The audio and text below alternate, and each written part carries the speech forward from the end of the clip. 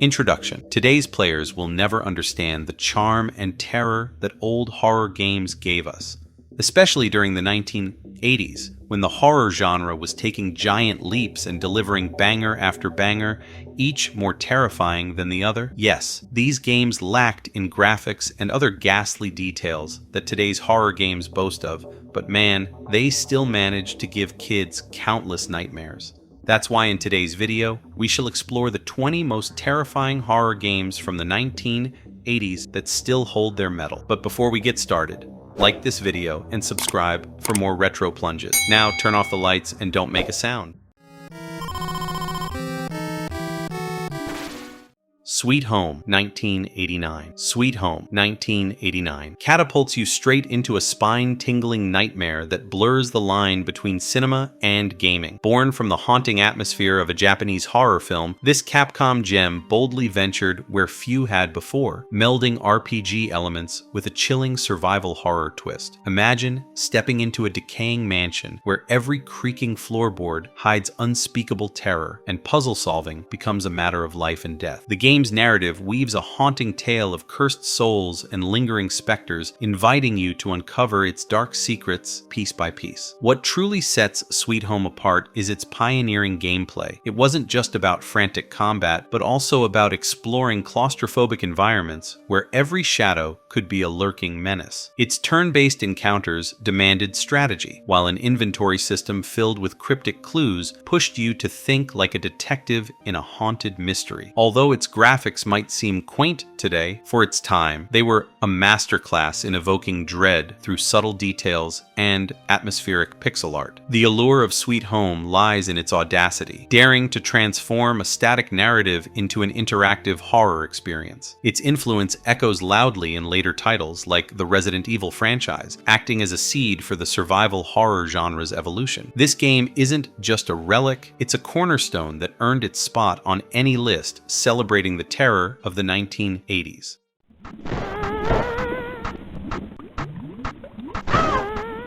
Chiller, 1986. Imagine strolling into an arcade in 1986 and stumbling upon Chiller, a game that makes even the bravest souls do a double take. Developed by Exidy, this light gun shooter didn't just push boundaries, it gleefully obliterated them. Chiller emerged during a time when video games were exploring new frontiers, but it took a path few dared to tread. Players found themselves in horrific settings: a torture chamber, a haunted hallway, a graveyard, armed with a light gun to inflict horrors on restrained figures. This wasn't about battling monsters, it was about being the monster. Such audacity led to its poor reception in the US, with many arcade owners refusing to house it. However, it found an audience in other markets, perhaps drawn by its taboo nature. For its time, Chiller's visuals were disturbingly detailed. The pixelated gore, from dripping blood to severed limbs, was rendered with a commitment that left a lasting impression, and perhaps a few nightmares. The haunting sound effects, screams, chains rattling, and eerie music enhanced the spine-chilling atmosphere. Chiller's audacious content and unique perspective make it a standout in 1980s horror gaming. It dared to explore themes and imagery that few others would touch, cementing its place as a cult classic. While not for the faint-hearted, its legacy as one of the most controversial games of its era is undeniable.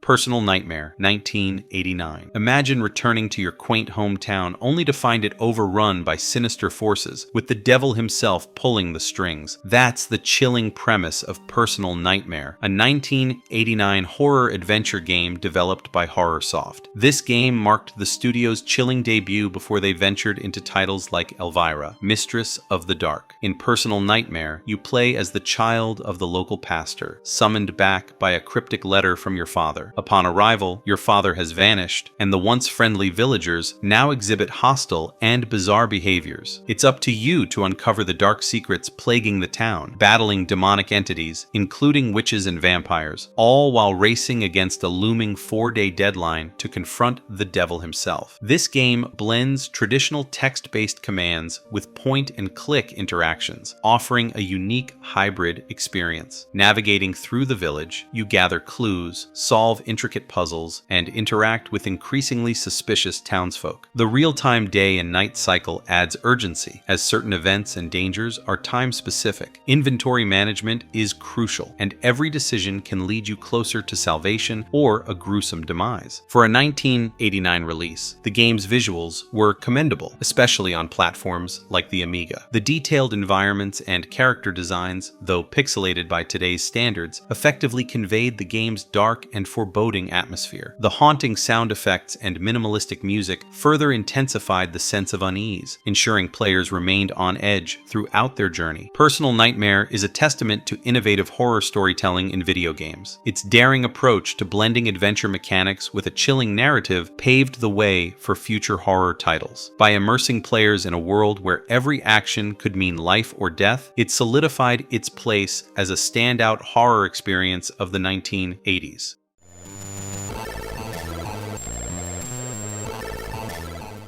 Go to Hell, 1984. I still remember my first plunge into Go to Hell. It was an experience unlike any other. I was immediately drawn into this obscure, delightfully deranged title that threw me headfirst into the fiery pits of early home computing horror. The game dared to reimagine the afterlife, turning primitive hardware into a playground of digital damnation where offbeat demons and mischievous imps roamed free. Navigating its twisted underworld felt like stepping into a surreal fever dream. I wasn't engaged in a typical fast-paced shooter. Instead, I found myself meandering through labyrinthine levels filled with cryptic puzzles and unexpected challenges that demanded both wit and courage. Every encounter was a deliberate, nerve-wracking step deeper into a bizarre nightmare. Even the graphics, though rough and pixelated by today's standards, captivated me with their raw, unpolished charm. Those jagged sprites and shadowy backgrounds weren't just visuals. They were a badge of honor, a testament to a time when every pixel told a story. And the sound effects? Haunting whispers and clanging infernal machinery sent shivers down my spine, crafting an atmosphere that lingered long after I powered down the machine. For me, Go to Hell wasn't merely a game, it was an unforgettable personal journey into digital damnation, embodying the daring spirit of 1980s horror gaming in every frightening, pulse-raising moment.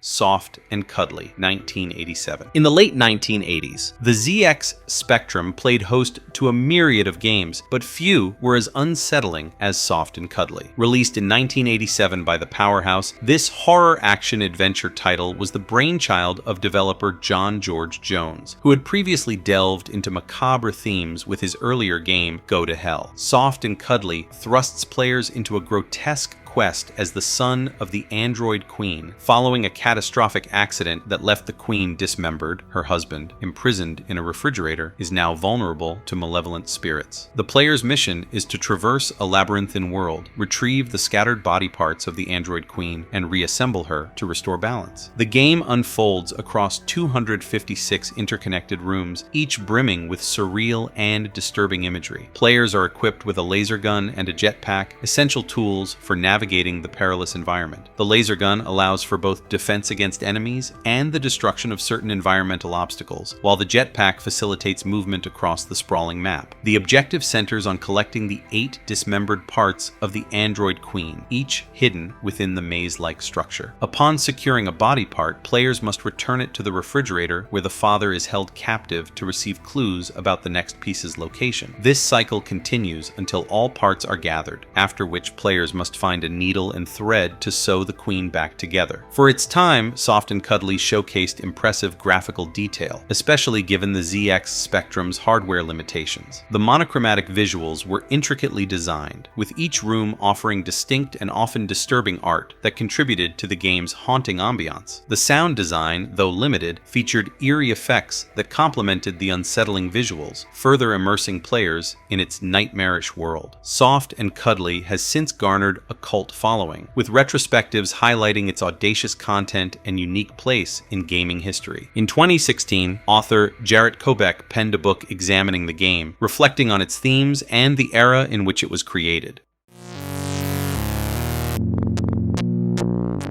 Alien, 1984. Imagine being thrust into the claustrophobic corridors of the Nostromo, where every shadow hides a lurking menace. Alien, 1984, is a top-down adventure that plunges you into a survival horror experience inspired directly by Ridley Scott's cult classic. Developed by Concept Software and published by Argus Press Software, this game dares you to command a small crew on a doomed spaceship. One unlucky crew member becomes the unwitting host for the alien menace, setting off a chain of nerve-wracking events that force you to think fast and act even faster. The gameplay is all about strategy and tension. You navigate the ship's maze-like layout, gathering vital items and racing against the clock to neutralize the alien threat before it decimates your team. And just when you think you've got things under control, the twist of a potentially treacherous android adds an extra layer of paranoia. Despite its modest, pixelated graphics by today's standards, the game's raw charm and spooky atmosphere brilliantly capture the horror of the original film, proving that sometimes less really is more. Alien, 1984, earns its place on our list because it was one of the pioneers of horror gaming in the 80s. It took the movie's suspense and turned it into an interactive, pulse-pounding challenge that still resonates with players today.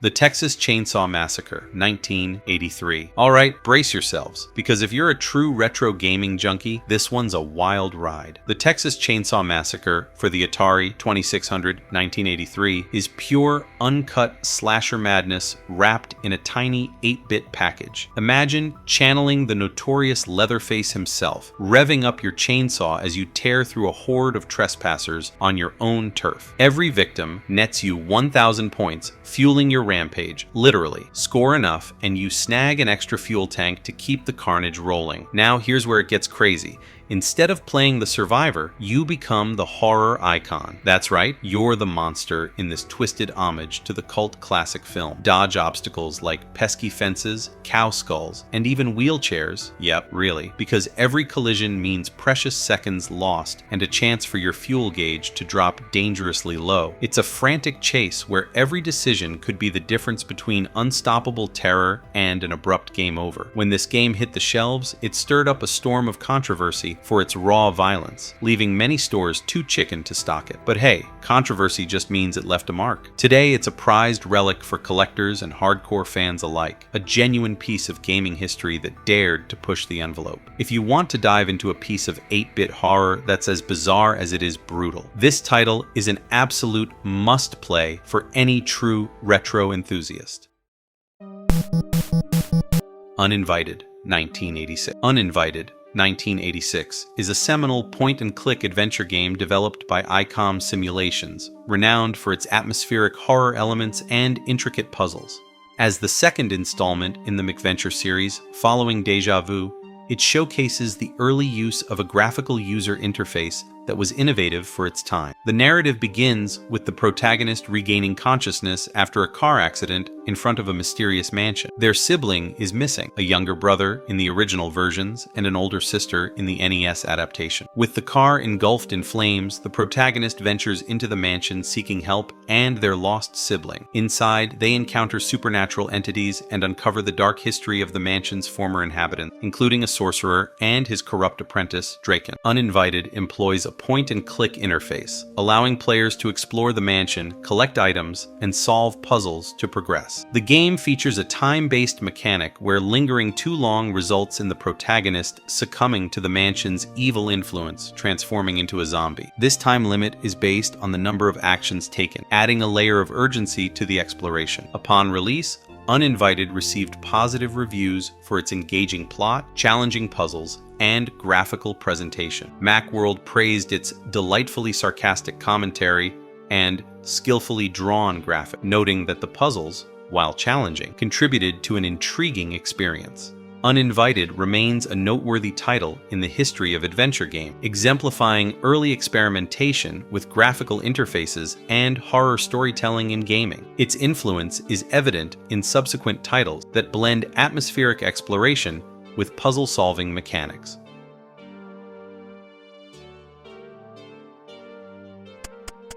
Mad Doctor 1985. In the annals of 1980s gaming, Mad Doctor 1985 emerges as a distinctive title that melds macabre themes with open-ended gameplay, offering players a unique experience on the Commodore 64 platform. Players step into the shoes of Professor Franz Johann Glockenspiel, a scientist driven by an insatiable desire to animate a creature assembled from human remains. Residing in a secluded castle near the village of Strudelberg, Glockenspiel embarks on a quest to gather body parts, either by exhuming graves or through more nefarious means, with the ultimate goal of presenting his creation to the scientific community. Mad Doctor is lauded for its sandbox-style approach, granting players considerable freedom in their actions. The game world comprises 6 interconnected zones: the castle, the impoverished sector of Strudelberg, Lightning Hill, the village center, a labyrinthine forest, and the church with its adjoining cemetery.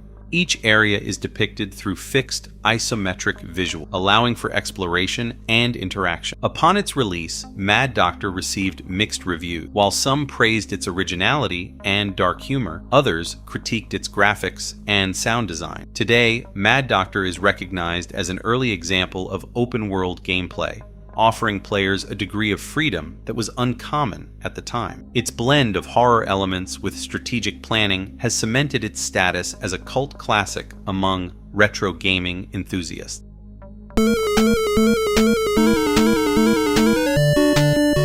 Monster Party 1989. Monster Party 1989 represents a daring divergence from standard fare, a riotous collision of spooky mischief and offbeat humor that defies categorization. Released for the Commodore 64, this title invites players into a realm where surreal environments and unexpected challenges blend to form an experience both unsettling and whimsically inventive. A cascade of unpredictable puzzles intermingles with sporadic spurts of lively action, urging the player to employ creativity and cunning at every twist. A visually striking design, punctuated by bold neon hues against murky, spectral backdrops, accentuates the game's unorthodox charm. Monster Party defies conventional horror cliches by combining a feeling of doom with an almost carnival-like enthusiasm. Every intricately rendered obstacle propels its narrative in a refreshingly novel direction, challenging the rigidity of conventional design. Critics of the period commended its originality and fearless experimentation, while contemporary retrospectives continue to highlight its pioneering spirit. As a singular artifact of its era,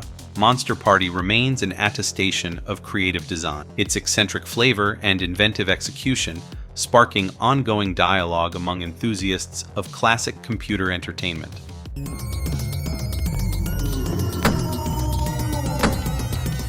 Splatterhouse 1988. Splatterhouse, unleashed by Namco in 1988, stands as a seminal entry in the beat-em-up genre, intertwining visceral horror elements with side-scrolling action. Players assume the role of Rick Taylor, a parapsychology student who, after seeking refuge from a storm in the ominous West Mansion with his girlfriend Jennifer, awakens to find her missing and himself bonded with the Terror Mask, a Mayan artifact that transforms him into a formidable force. Armed with newfound strength, Rick battles through grotesque creatures in a relentless quest to rescue Jennifer. The gameplay is characterized by its straightforward mechanic. Rick can punch, kick, and utilize an array of weapons, from wooden planks to shotguns to dispatch enemies. Despite the limited moveset, the game's atmospheric design elevates the experience. Detailed backgrounds depict gruesome scenes, such as quivering, half-eaten corpses that enhance the macabre ambiance. Notably, the boss encounters deviate from genre norm, presenting unique challenges that require players to adapt their strategies beyond mere brawling. Upon its release, Splatterhouse garnered attention for its graphic content, drawing inspiration from contemporary horror cinema. The protagonist's design, notably his mask, bears a striking resemblance to Jason Voorhees from the Friday the 13th series, underscoring the game's horror root. This explicit imagery led to censorship in various ports. For instance, the North American TurboGrafx 16 version altered the mask's color and modified certain violent scenes to comply with regional content guidelines. Splatterhouse has cemented its status as a cult classic, influencing subsequent horror-themed games. Its blend of straightforward combat and horror aesthetics paved the way for future titles that sought to merge these elements. The game's legacy persists with re-releases on modern platforms, allowing new generations to experience its distinctive fusion of horror and action.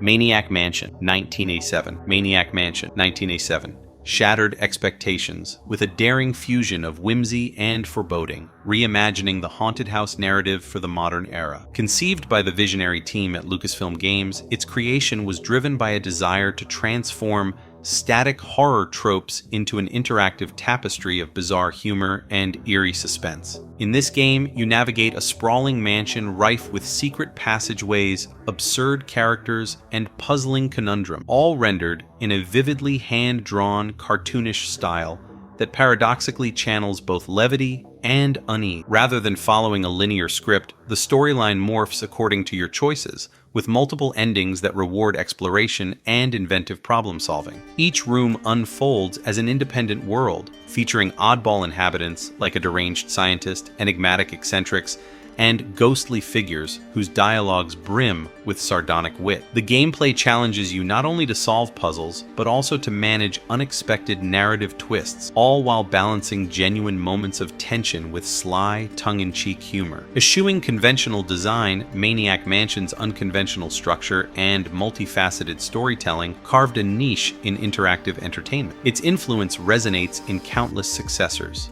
affirming its status as both a pioneering adventure and an enduring cult classic.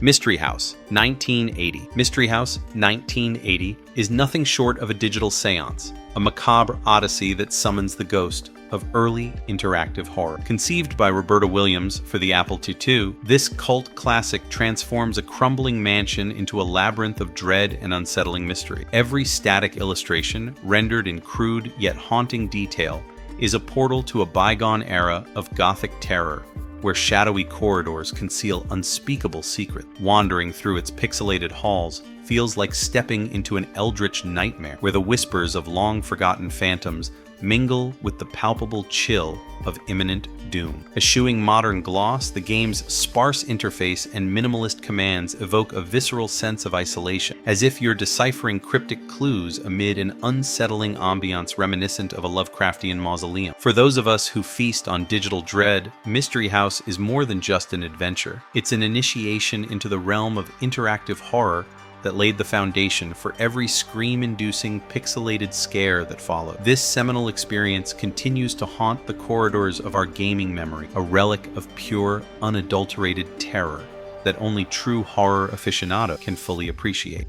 Haunted House, 1982. Haunted House, released by Atari in 1982 for the Atari 2600, is often hailed as one of the pioneering titles in the survival horror genre. In this game, players navigate the darkened halls of the haunted mansion of the late Zachary Graves, represented on screen by a pair of eyes. The objective is to collect 3 pieces of a magical urn scattered across to 4 rooms spanning 4 floors and safely return them to the main entrance.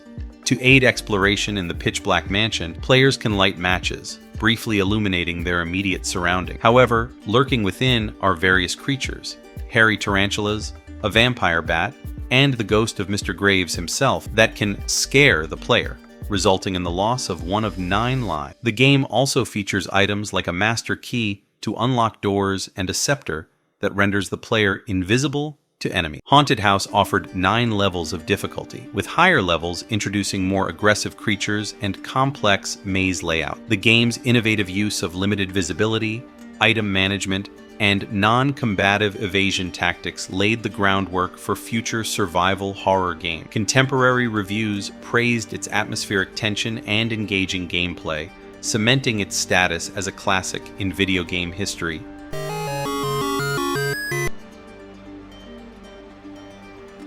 The Evil Dead, 1984. In 1984, Palace Software ventured into the realm of interactive horror with The Evil Dead, a game that sought to encapsulate the terror and intensity of Sam Raimi's 1981 cult classic film. Designed for platforms like the Commodore 64, BBC Micro, and ZX Spectrum, this title stands as the inaugural digital adaptation of the Evil Dead franchise. Players assume the role of Ash Williams, the film's protagonist, trapped within the confines of the infamous cabin. The game's objective is to survive the onslaught of demonic entities by securing the cabin's windows to prevent further incursions and eliminating any monsters that have breached its defenses. Ash can arm himself with various weapons scattered throughout the cabin, including shovels, shotguns, and axes. Each use of a weapon diminishes Ash's energy, necessitating the continuous search for new armaments to maintain his vitality. Once all monsters are vanquished, the Necronomicon appears within the cabin,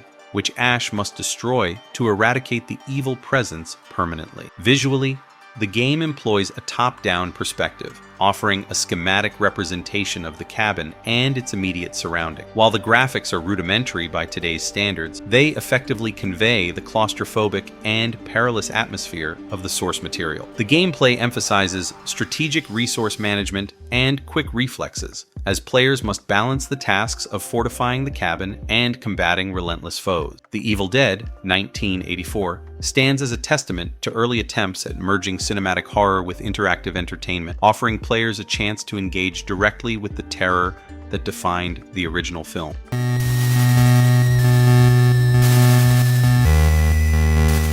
A Nightmare on Elm Street, 1989. A Nightmare on Elm Street, 1989, plunges you into a realm where your worst nightmares bleed into reality. Developed for the NES by LJN, this game was born out of the desire to capture the disorienting terror of Freddy Krueger's dominion, a twisted universe where sleep becomes a death sentence. Imagine waking in a surreal, shadow-drenched landscape where every flicker of neon and every static frame of pixelated gloom whispers of unspeakable horror. In this nightmare, you don the role of a hapless dreamer, navigating labyrinthine dreamscapes that defy logic and physics. The game's design shuns conventional linearity, instead offering branching paths that force you to make split-second decisions, each laden with the weight of impending doom. Its graphic style, though rudimentary by modern standards, imbues every room and corridor with an uncanny atmosphere, merging eerie synth-driven soundtracks with blood-smeared backdrops that evoke the cinematic legacy of the film. What sets this title apart is its ingenious blending of puzzle elements with relentless, side-scrolling action. Every encounter with Freddy is as unpredictable as the shifting landscapes of your own subconscious,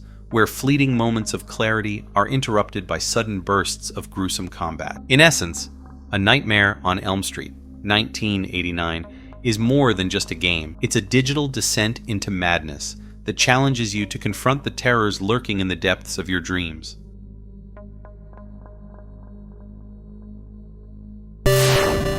And Friday the 13th, 1989. Friday the 13th, 1989, for the NES is a wild ride that every true gaming fiend should experience. Imagine stepping into the cursed grounds of Camp Crystal Lake, where you're not the helpless victim, but one of 6 scrappy counselors with your own unique stats, speed, jump, and fighting prowess that can mean the difference between life and a brutal, pixelated demise at the hands of the relentless Jason Voorhees. The game's premise is as audacious as it is terrifying. Your mission is to survive 3 grueling days and nights, fending off not only Jason's unpredictable attacks in creepy cabins, shadowy woods, and dreary lakeside paths, but also a horde of lesser monsters that roam the area. With a trusty rock in hand at first, you scavenge for upgrades, unlocking an arsenal that goes from rudimentary bashing to proper showdowns with the hockey-masked Maniac himself. What really cranks the tension up to 11 is the timed alarm system, an alert that screams when Jason's on the prowl for your fellow counselors or vulnerable campers. Suddenly, every step becomes a heart-pounding scramble, and every corridor might be your last stand. Sure, critics slammed its repetitive tunes and punishing difficulty, but for us hardcore retro lovers, that's half the thrill. Friday the 13th, 1989 remains a polarizing relic, a flawed yet fervently unforgettable adaptation that dares to merge 8-bit charm with relentless horror. It's a brutal, challenging homage to the horror icon. And if you can brave its twisted campgrounds, you'll earn your scars and your place in gaming lore.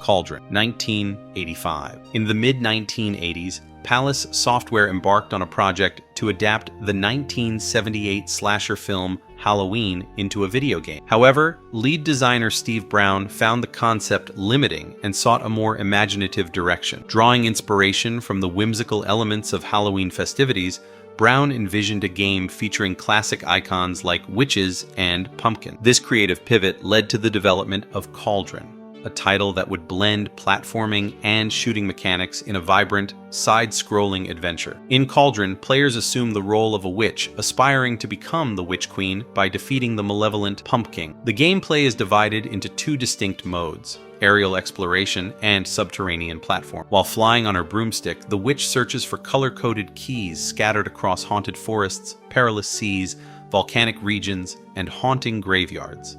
These keys unlock underground cavern where 6 magical ingredients are hidden. Collecting all the ingredients allows the witch to concoct a spell capable of overthrowing the pumpkin. The game's development was a collaborative effort, with Brown focusing on design and graphics, and Richard Leinfeldner serving as the lead programmer. Their differing preferences, Brown's affinity for platformers and Leinfeldner's for shoot-'em-ups, culminated in a unique fusion of genre. This innovative approach, combined with the game's challenging difficulty, set Cauldron apart in the gaming landscape of its time. Upon its release in 1985 for platforms like the ZX Spectrum, Commodore 64, and Amstrad CPC, Cauldron received acclaim for its detailed graphics and engaging gameplay. Reviewers praised the animation and design, noting the game's large world and the strategic depth required to navigate it. Cauldron's success paved the way for a sequel, Cauldron 2, The Pumpkin Strikes Back, released in 1986. This follow-up allowed players to experience the adventure from the perspective of the pumpkin, further expanding the game's unique universe.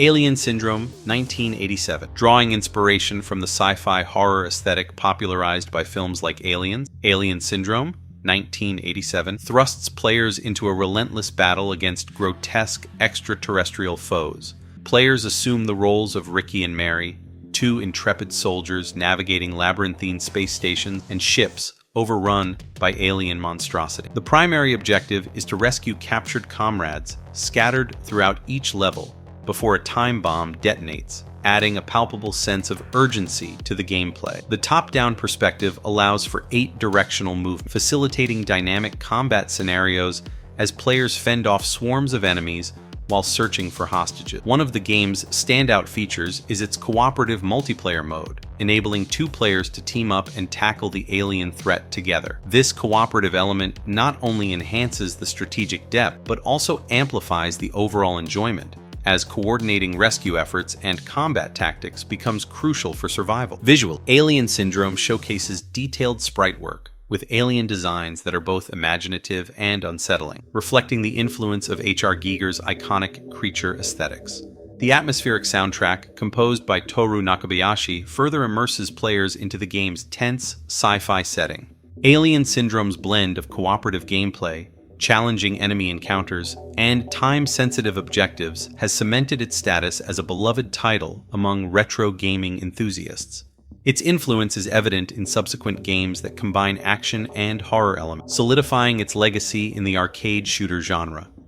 Marvelous verdict. The 1980s marked a pivotal era in gaming, with developers experimenting and laying the foundation for the survival horror genre. And titles like Sweet Home, 1989, seamlessly blended role-playing elements with atmospheric horror, directly inspiring the acclaimed Resident Evil series. Moreover, other titles also introduced creative ideas that are still used in modern horror titles. As we conclude this video, we'd love to know your favorite horror game from the 1980s. Tell us in the comments. Also, don't forget to like this video and subscribe to our channel for more nightmarish content.